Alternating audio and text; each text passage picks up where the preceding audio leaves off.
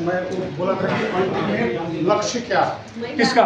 मैंने समाजवाद का। हाँ। मैं एक बात पूछता हूँ कि जैसे जर्मनी का मैं जानता हूँ, जर्मनी और उधर डेनमार्क साइड का, जैसे एक बच्चा जब पेट में आ गया तो वहाँ से शुरू होता है सरकार का कर्तव्य। वहाँ सरकार को होता है मेरा नागरिक आ रहा है, उसका ट्रीटमेंट, उसके घर में डॉक्टर जाना, उसको इतना दिन पे हरदम बुलाना, उसके बाद जन्म होता है तो बच्चे का दूध का पूरा खर्चा देना, माँ का अगर जॉब है तो 2 साल का छुट्टी दे देना उसको कि बच्चे को संभाले, अगर जॉब नहीं है तो उसका पूरा खर्चा भत्ता मिलता है उसको कि ये मेरा नागरिक को ये नहीं देख रहा है अपने बेटे को देख रहा है, वो ये सोचता है कि ये देख रहा है मेरे नागरिक को देख रहा है, तो उसका भत्ता होता है वहाँ ये भत्ता। उसके बाद में कुछ बीमार हो गया हॉस्पिटल फ्री है, कहीं जाए हॉस्पिटल फ्री, पढ़ाई लिखाई जब पढ़ने लगेगा तो उसका फ्री, समझे। उसके बाद में मैंने सारा मतलब जो बेसिक नीड है जिसके लिए हम लोग कमाई करते हैं, जिसके लिए हम लोग मेहनत करते हैं, वो अगर वहाँ पे स्थापित है तो वो समाजवाद है कि नहीं। लेकिन वो व्यवस्था फिर चाइना का फर्क है, उत्पादन क्या करता है क्या नहीं करता है वो जाने, लेकिन वो अपने नागरिकों को इतना देखता है तो वो समाजवाद हुआ कि नहीं हुआ। कि हम लोग हो गए कम्युनिस्ट कांग्रेस और इसमें फंस के हम लोग हो गए कि ये समाजवाद है तो वो समाजवाद है, ये समाजवाद है। मेन लक्ष्य मैं इसीलिए पूछा कि आपका लक्ष्य क्या है। ठीक, अब इसका हम 2 उदाहरण आपको देते हैं, 1 मिनट। अब इसका 2 उदाहरण आपको देते हैं। कम्युनिस्ट पार्टी का नाम लेकर के आदमी कम्युनिस्ट हो जाएगा ये जरूरी नहीं है, समाजवाद का नाम लेकर के आदमी। एक उदाहरण आपको मालूम है, हिटलर की पहली पार्टी कौन सी थी? National socialist party. वही बोलो सोशलिस्ट।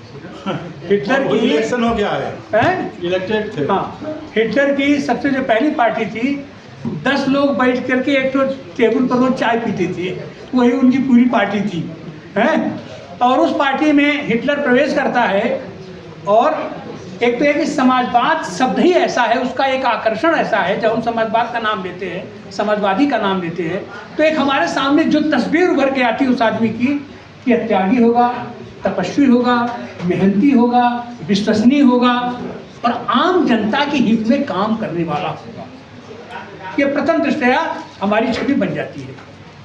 इसी छवि का इस्तेमाल वो करके पूरे जर्मनी में फैल गया और अपना पूरा पांव अपना उसने पसार लिया। अब दूसरा उदाहरण हम आपको देते हैं। अटल बिहारी वाजपेयी जब भारतीय जनता पार्टी सर तोड़ता कि जब भारतीय जनता पार्टी की स्थापना हुई तो उनकी वैचारिकी क्या थी? क्या थी उनकी वैचारिकी, उनका विचार, उन्होंने अपना क्या रखा था अपनी पार्टी से? सबों का आप किया जाए सब गांधीवादी समाजवाद। गांधीवाद भी आकर्षण। गांधीवादी जब हम किसे कहते हैं और तुम्हारे सामने क्या छवि जाती है? त्याग तपस्या की मूर्ति होगा, आम आदमी के हित की बात करता होगा, किसी भी अन्याय के खिलाफ फट से सामने खड़ा हो जाएगा, तो गांधीवादी भी हो गए।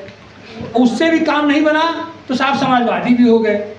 माने जो आदर्श व्यवस्था भारत की हो सकती है, दुनिया की हो सकती है, वो आइकान उन दोनों को उन्होंने अपने साथ समाहित कर लिया। तो खाली शब्दों में सवाल ये है कि जो आदमी आ रहा है वो कौन सी खाल ओढ़ा है उससे बहुत फर्क नहीं पड़ता है। खाल ओढ़ा है नहीं, उसको दूसरे के लिए, जिसके लिए सत्ता बनता है, जिसके लिए सारा संरक्षण किया जाता है, उसको क्या मिलता है? मेन तो बात यहाँ पे है। तो बाबा वही ना मैं कह रहा हूँ कि वो जो कहा, सवाल है कि उनके कामों से, उनके व्यक्तित्व से जो निकल के आता है वो हम कहाँ जा रहे हैं। समाजवादी व्यवस्था चाहे वो कोई पार्टी हो जाए, चाहे जैसे हो, अब जैसे अगर मौजूदा उदाहरण अगर हम देख लें, सत्यपाल मलिक नाम सुने आप? सत्यपाल मलिक क्या थे? गवर्नर नहीं थे, वो समाजवाद की कोख से पैदा हुआ, विकसित होता हुआ आदमी। और भारतीय जनता पार्टी के अंदर भारतीय जनता पार्टी 5 राज्यों का राज्यपाल था और उसको